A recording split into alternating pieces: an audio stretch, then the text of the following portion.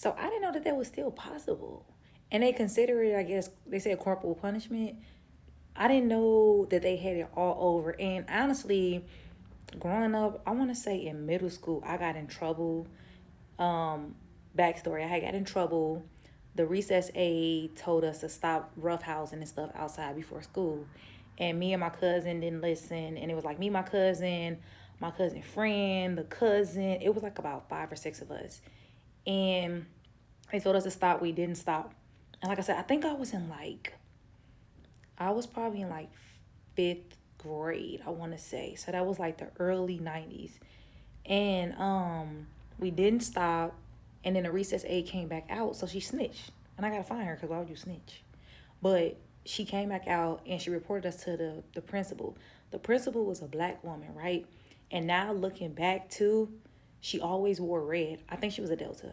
She had that her sorority the paddle. I don't, not to be disrespectful, but she had like the paddle that they have. She had one of those type of paddles. And when I say my butt was hurting at that point in time too, it was hurting from that paddle. It was like a swat. You got a couple swats basically. I could not sit down. And I'm just like, now thinking about it with these kids growing up and stuff too, and that stuff actually helped me. Like I didn't want to get in trouble with nothing like that afterwards. And then like also my mother was fine, my parents was fine with it. Like at least my mama was fine with it. So they told them what happened.